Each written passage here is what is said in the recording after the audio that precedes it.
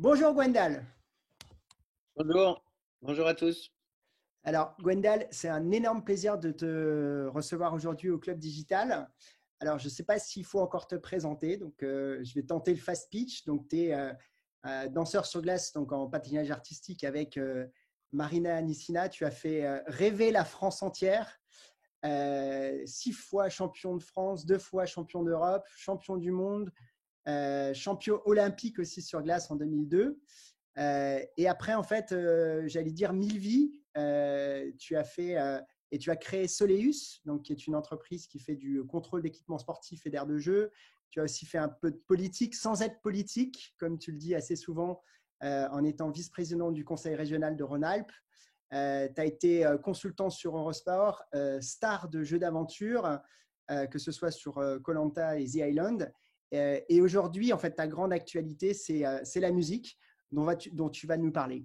Donc, la première question que j'ai envie de te poser, Gwendal, c'est une belle carrière, beaucoup de moments forts, et tu retiens quoi? Je retiens tout, je retiens tout, je garde tout. Alors, on n'y pense pas au quotidien, ces choses-là, mais je pense que ça donne une assise et puis des expériences en fait qui sont intégrées dans nos cellules et qui permettent de réagir aux aléas du quotidien de façon un peu originale, différente ou en tout cas assez efficace en général. Quand on a vécu toutes ces choses-là et toutes ces expériences, je pense que je suis un peu un boulimique des études. J'ai fait beaucoup de choses avant l'EM. J'ai fait un DUG chimie des matériaux. Ensuite, j'ai fait une licence et maîtrise management des sports. Et ensuite, derrière, j'ai continué les études après l'EM. J'y suis retourné d'ailleurs à l'EM pour faire le CPA. AMP maintenant, AMP CPA. Et puis, j'ai même un CAP de monteur de structure. Oui, oui, j'ai fait un CAP après l'EM. Et donc, moi, je trouve que la vie, c'est sans arrêt dans le fait d'apprendre toujours plus, d'en savoir plus, pas seulement dans le savoir, mais dans le savoir pur, mais dans le savoir-être aussi, se confronter à toutes sortes d'expériences qui permettent d'augmenter la sagesse. La sagesse dans le sens être capable de réagir toujours au mieux pour le positif, non seulement pour soi, mais pour les autres et puis pour la sagesse du monde. Alors, Donc, pendant je retiens tout. Je tu retiens retiens tout. tes Je mais c'est lâche bien, rien. c'est très positif. Alors, tu as Et formé. d'ailleurs, excuse-moi, mais dans la présentation, tu as oublié une petite chose, c'est qu'on est 2 fois médaillé olympique. On est Ah, une première fois médaillé olympique en 98 à Nagano. On est médaille de bronze pour notre première oui, participation au jeu. Et d'ailleurs, j'étais à l'EM à ce moment-là. exactement. Et voilà. Et ensuite, donc en 2002, à Salt Lake City, on est champion olympique. Ouais, je me rappelle très bien, effectivement, quand tu avais fait la petite fête avec les présidents d'associations. Alors, justement, en fait, Oui. dans ta carrière de patineur, il y a Marina, j'allais dire, personnage un peu incontournable de l'histoire. Et en fait, à l'époque, tu avais raconté ta rencontre avec elle, qui est quand même assez particulière. Et quand on a échangé avant l'interview, tu m'as aussi raconté que finalement, vous étiez un couple star sur la glace, mais pas forcément un couple, j'allais dire, dans la vie.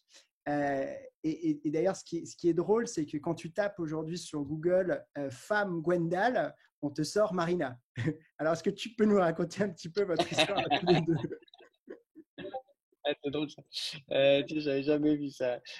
Non, alors oui, c'est assez intéressant et je fais des conférences sur le sujet, hein, d'ailleurs, sur la façon dont on a fonctionné avec Marina, parce que quand Marina arrive en France, elle a 17 ans, on n'a pas la même culture sportive. Elle vient de ex-URSS, hein, donc la formation des sportifs là-bas, ça n'a rien à voir avec nous. Elle parle russe, elle parle pas français du tout, donc on n'a pas la même culture non plus. On n'aime pas les mêmes personnes, on n'aime pas la même musique, on n'a pas la même notion de la réussite, aussi bien dans la vie que dans la réussite sportive non plus. On n'a pas la même notion d'entraînement, on n'a pas la même technique de patinage. En fait, on est diamétralement opposés surtout. Et encore aujourd'hui, hein, ça fait combien d'années? Donc depuis 93 qu'on patine ensemble, parce qu'officiellement on n'a pas arrêté. Donc depuis 93 on patine ensemble et on n'a jamais fait un dîner en tête à tête. Et pourtant les gens sont persuadés que voilà, on est amoureux et qu'on est marié à la ville. Et ben c'est pas du tout ça. Et en fait, ce que j'ai remarqué, hein, c'est qu'on est complètement différents, mais ultra complémentaires. Euh, et surtout, ce qui a fait que ça a marché, c'est qu'on avait des compétences faites pour réussir. Chacun ses compétences. On a été très compétents, très forts, talentueux dans un sens. Et nos talents étaient différents, nos compétences étaient différentes, nos savoir-faire étaient différents, nos savoir-être étaient différents. Euh, et donc, franchement, ça a failli clasher au bout de 15 jours. Le couple, il a failli terminer. 15 jours seulement. Hein. Et ensuite, ce que je raconte souvent, hein, c'est que les gens étaient persuadés qu'on était amoureux quand ils nous voyaient sur la glace en compétition ou en gala. Et les gens qui s'entraînaient avec nous pensaient toujours que c'était le dernier jour. Voilà. Et ça a duré des années et ça continue encore. Donc, comment on a fait? Eh ben, c'est reconnaître les différences de l'autre, accepter les différences de l'autre, reconnaître ses compétences et savoir pourquoi on est ensemble et où est-ce qu'on veut aller. Et si on accepte le fait que l'autre personne est la plus à même de permettre d'atteindre cet objectif, alors on n'est pas fait pour passer nos vacances ensemble, et bien c'est pas grave, on les passera pas ensemble. Et en dehors de la glace, et ben chacun a sa vie et tout est bien, qui finit bien. Voilà. Alors, le patinage artistique est aussi un sport assez particulier puisque vous êtes amateur, vous n'êtes pas professionnel et puis vous n'avez pas de sponsor. Donc, qu'est-ce que finalement cette vie-là t'a appris pour la vie d'entrepreneur que tu as épousée par la suite? Alors, on n'a pas de sponsor, on pourrait en avoir un. Il se trouve que nous, on n'en a jamais eu. C'est assez compliqué d'avoir des sponsors dans notre sport, déjà parce qu'on ne peut pas patiner sur, je sais pas, Roméo et Juliette avec marqué boucherie sans eau sur la poitrine.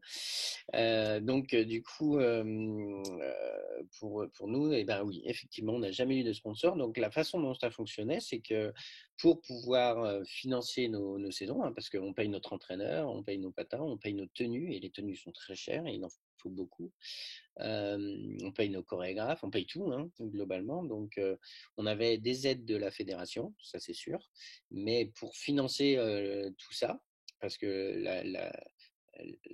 la Fédé nous remboursait une partie de ça sur facture, mais il fallait qu'on avance l'argent. Donc, les premiers sponsors hein, dans notre vie, ça a été nos parents, bien sûr. Et par la suite, eh bien, c'était les galas que l'on faisait en fin de saison. Donc, en général, c'était juin.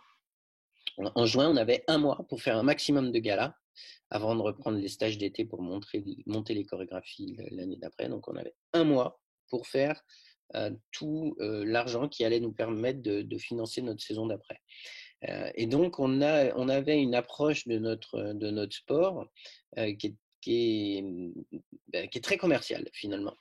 Et quand je parle de commercial, c'est pas seulement l'image, comme on peut voir un footballeur, il est très commercial parce que justement il passe à la télé, donc c'est lui, sa personne qui est commerciale. Nous, c'est pas nous-mêmes, c'est notre performance qui doit être commerciale. Je m'explique là-dessus, c'est que le footballeur, il marque son but, le but il est marqué. Nous, c'est la façon dont on va marquer le but qui va changer les choses. C'est-à-dire que c'est pas juste une performance physique, pas juste une performance sportive, c'est une performance artistique qui doit plaire. Si le mec il a marqué son but complètement à l'envers, que c'était pas joli, tout le monde s'en fout. Il est dedans, il est dedans. Si le mec il a couru 100 mètres complètement dans le désordre et que c'était pas joli, mais que c'est lui qui est arrivé en premier, tout le monde s'en fout. Il est arrivé en premier. Nous, on peut pas faire ça. Nous, la performance, elle doit être plaisante, elle doit être acceptée par un public qui est double. Les juges, qui peuvent s'apparenter aux distributeurs pour un produit, hein, parce qu'eux, ils vont nous mettre un cahier des charges hyper strict sur la technique, sur la performance, sur la vitesse de déplacement. Ce qui ne s'accorde pas du tout à ce que le public, qui est lui le deuxième client, entre guillemets, enfin le client final, le public qui lui n'attend pas la même chose. Lui, il attend du divertissement, de l'impressionnant, qui n'est pas toujours le plus dur. Hein. Le plus impressionnant n'est pas forcément le plus dur, et pas forcément le plus technique non plus. Et donc, il faut arriver à répondre à ces demandes qui sont pas du tout les mêmes.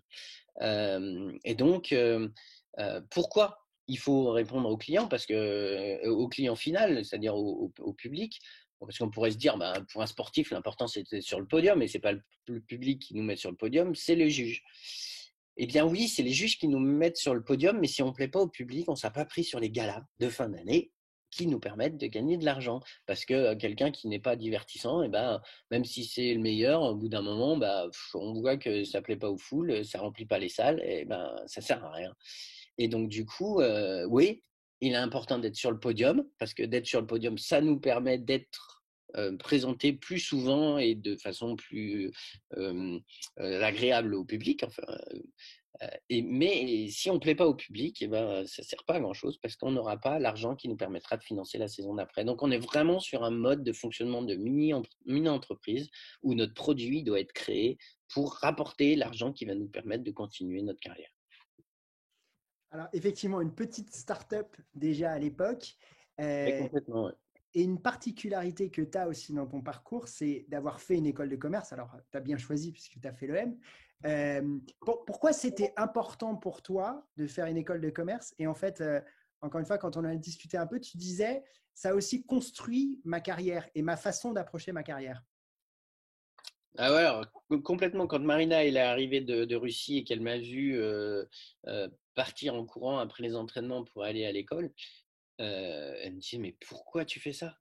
Tu te fatigues, il faut que tu te concentres sur ce qu'on fait, ça sert à rien, il faut être complètement à 100% dans le sport si tu veux réussir. Bon, elle comprenait pas. J'ai dit, mais non, j'arrêterai jamais ça. Alors déjà parce que moi, ça me permettait d'être, j'aime bien avoir 2 activités comme ça au minimum parce que ça déstresse beaucoup. C'est-à-dire qu'en période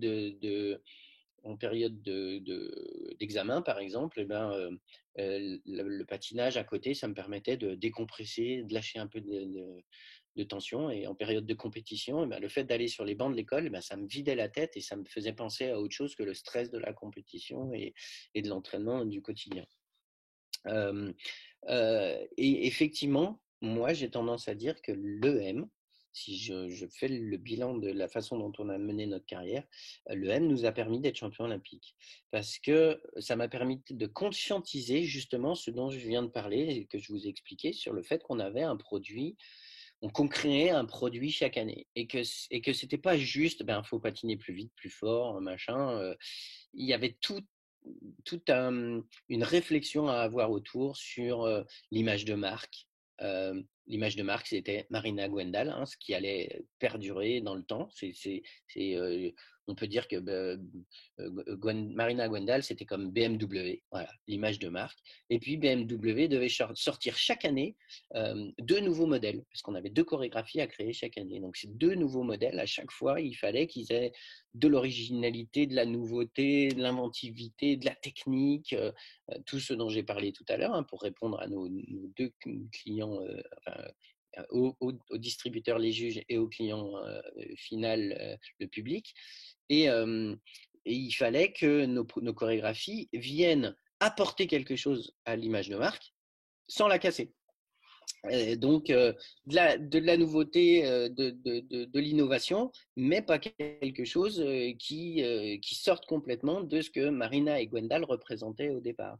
Et tout ça, ça a été conscientisé pendant la carrière.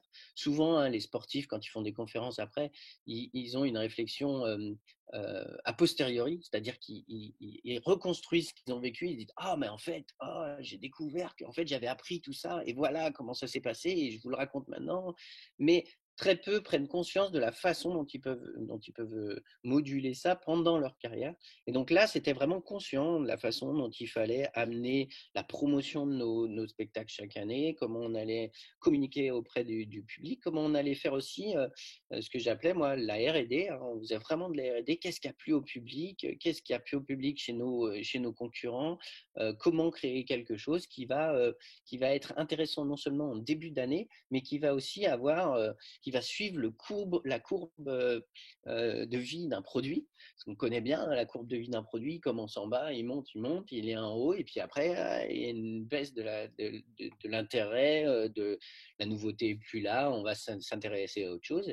Et nous, c'est vachement important parce que les championnats du monde sont en mars, donc en fin de saison, c'est la dernière compétition de la saison, et on l'a chaque année.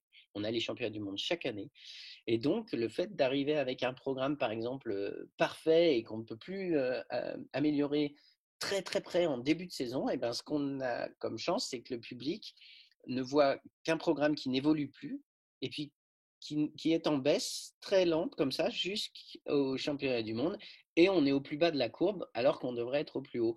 Valait mieux commencer la saison avec quelque chose qui n'est pas forcément parfait, mais perfectible, et que l'on améliore et on amène des nouveautés et on amène de l'originalité, plus de technique pendant la saison pour arriver au plus haut au championnat du monde. Et ça allait, mais à l'opposé de tout ce que pouvaient penser, par exemple, les entraîneurs russes qui faisaient entraîner leurs patineurs à fond, comme des fous, et ils arrivent en début de saison, bah, taquet, avec un programme qui n'allait plus évoluer après.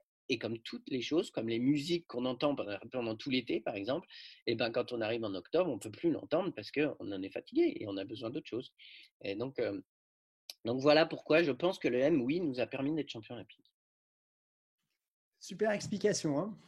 Et c'est un très bon parallèle, effectivement, entre créer un produit et effectivement faire du patinage. Alors, on l'a vu, tu as été, après ta carrière de patineur, mais d'ailleurs, je crois que tu continues à faire un certain nombre de choses. Tu as fait de la politique, tu as été conférencier. Et là, tu te reconvertis en fait dans la chanson. Donc, tu as lancé un premier album, tu lances un deuxième album. Alors, pourquoi pourquoi tu as eu envie de faire de la chanson? Et encore une fois, est-ce que tu peux nous présenter un petit peu plus ton style artistique et aussi peut-être les messages que tu veux faire passer? Et est-ce que c'est facile d'une carrière de patineur à une carrière de musicien? Alors, tu as zappé ma première reconversion parce que ma première reconversion, c'est celle qui me permet de vivre aujourd'hui. Hein, quand Oui, même, j'ai créé une mais on peut en société, parler donc d'ailleurs. Soleus, hein, qui fait Justement. voilà. Ça c'est ce qui me permet de vivre aujourd'hui et c'est ma première reconversion. La politique, ça a été une sollicitation du président de région à l'époque et qui m'a donné les clés du sport en région Rhône-Alpes. Donc, ça ne pouvait pas se refuser. Je suis resté société civile, mais ça ne pouvait pas se refuser. Quand un sportif, on lui dit tu vas pouvoir changer les choses dans le sport dans ta région, dire non, c'est faire preuve de peu d'intérêt pour le sport quand on l'a quitté en termes de compétition. Donc, et puis la musique, ça c'est une passion en fait. Hein. Souvent on m'a demandé durant ma carrière, mais alors le patinage c'est une passion? Je disais non, non, non. Le patinage en soi, c'est pas une passion, c'est pas quelque chose que j'ai découvert en me disant ça c'est ce que je veux faire de ma vie. Non, mais par contre, je l'ai compris au long de ma carrière, c'est que le patinage est la chose qui a réussi à agglomérer trois de mes passions: le sport, la musique et la danse. Et donc ça, c'était magique. Trois de mes passions, il en manquait une, c'est de la nature, et je m'en suis occupé après la carrière de compétiteur. Et donc, le sport, la danse et la musique étaient reliés dans une seule discipline. Et j'étais aux anges hein, quand je patinais parce que j'avais tout ce qu'il me fallait. Et donc, la musique, c'était quelque chose qui est né très tôt dans ma vie. J'ai commencé le piano à l'âge de 8 ans et j'ai toujours continué.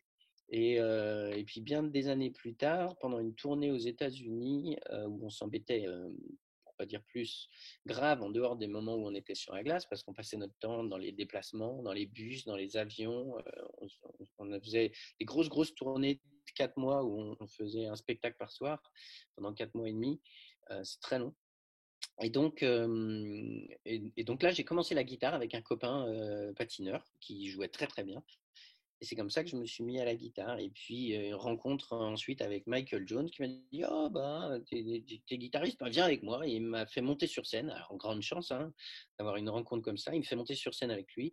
Et là, ben, ça m'a mis le virus de la scène. Et je me suis aperçu, moi j'adorais hein, dans le patinage le contact avec le public, c'est ce que je préférais.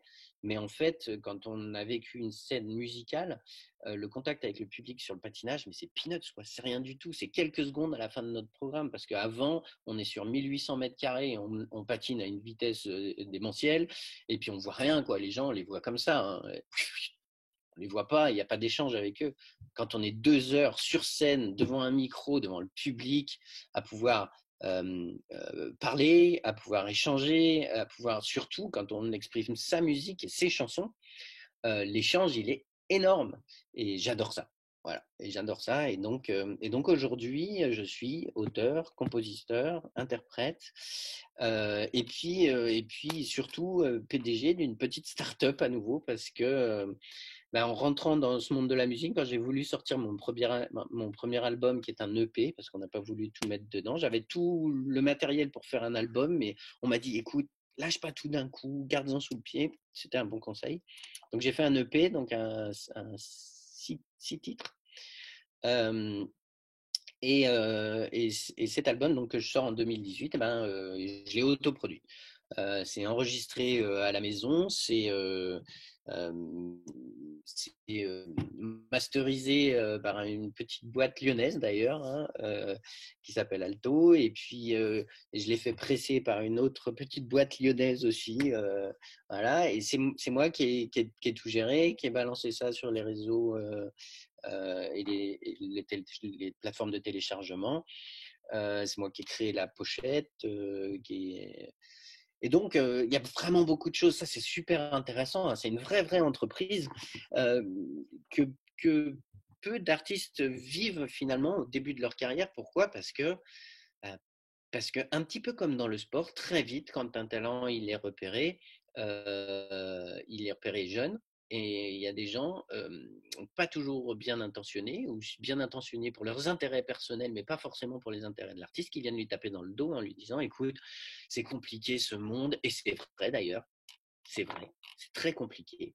C'est compliqué ce monde, et je vais t'expliquer, je vais tout faire pour toi. Toi, tu t'intéresses à ta musique, à ta création, t'occupes pas du reste. Comme on dit à un sportif: occupe-toi de t'entraîner, occupe-toi sur le terrain, tu vas pas faire l'administratif, gérer les contrats, les mecs ils vont tout relouper. Moi, je suis là pour défendre tes intérêts. Voilà, c'est comme ça que ça se passe dans la musique comme dans le sport. Et derrière, on s'aperçoit que il y a énormément d'argent qui part dans des choses. En fait, l'artiste se fait juste plumer, hein, pour dire les choses telles qu'elles sont, tout comme les sportifs, ça leur arrive aussi. Euh, donc, moi, ayant vécu ça, parce que les agents, j'ai connu ça très jeune, à l'âge de 15 ans, j'en ai connu un, c'était l'agence IMG McCormack, donc une des plus grosses agences de sport mondiales. Euh, on est signé avec eux pendant un an, et au bout d'un an, on a dit, parce qu'en fait, ils nous ont signé très tôt, ils ont absolument rien fait, et j'ai vu ce qu'ils faisaient avec les autres. En fait, ils attendaient que les gens fonctionnent bien, et à partir du moment où ça fonctionne bien, ils disaient: nous, on prend 30% sur tout. Mais vous avez rien fait? Ah oui, mais on a signé un contrat. Voilà.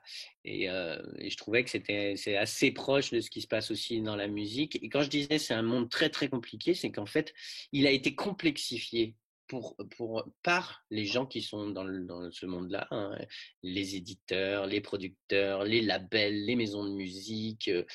On n'y comprend plus rien. Qui fait quoi? Qu'est-ce que fait l'éditeur? Qu'est-ce que fait la maison de musique? Que fait l'agent de l'artiste? Qu'est-ce qu'ils font tous? Et pendant des mois, j'ai creusé et je posais des questions. Personne n'était capable de me donner les bonnes réponses, hein. Personne. C'est-à-dire que même quand je creusais, mais oui, mais s'il fait ça, mais il le fait, mais comment? Et comment il peut arriver à donner ça aux radios? Et au final, j'ai compris que personne n'avait la solution et personne ne savait comment faire un artiste. L'artiste, il se fait tout seul et une fois que ça marche, les mecs, ils viennent prendre leur part du gâteau. C'est tout. C'est tout et c'est comme ça que ça fonctionne. Donc, ça, c'est pour le côté administratif, pas fun, mais pour le côté artistique, mon Dieu, quel bonheur de travailler avec des gens comme Michael Jones. J'ai ces musiciens aujourd'hui qui travaillent avec moi, faire de la scène avec eux, c'est encore une fois apprendre. Hein, apprendre. J'apprends en fait ce que c'est que la musique parce qu'on a beau connaître les notes, connaître le solfège, savoir composer, écrire. Il y a tellement de choses, c'est tellement riche ce milieu sur la science même de la musique et du contact avec le public qui est une belle aventure et j'espère que je vais pouvoir. Alors, c'est aussi ça qui est bien, hein, c'est que la musique, on peut en faire à vie. Jusqu'à sa tombe, on peut faire de la musique, ce qui n'est pas le cas du sport, même si j'ai encore bien la forme et que je fais des trucs un peu de folie encore, mais on sait que le sport, au bout d'un moment, le corps, il dit hop là, faites attention, alors que la musique, on peut chanter jusqu'à son lit de mort et c'est ce que je compte bien faire. Et ma dernière question, c'est on te souhaite quoi pour la suite?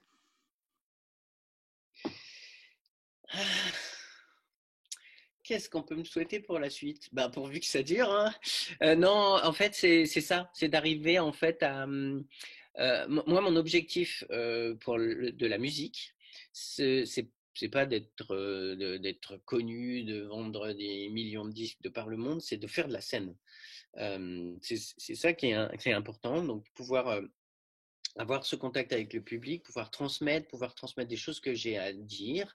Et la musique est un média hyper efficace pour transmettre des messages positifs dans un monde comme on a aujourd'hui qui vibre ultra négativement ces derniers temps. Je pense que euh, on fait plein de choses en chantant. Hein. C'était une chanson de Sardou. Hein. On fait la guerre en chantant, mais on fait sa révolution en chantant. La musique et le chant fait partie de l'humain globalement.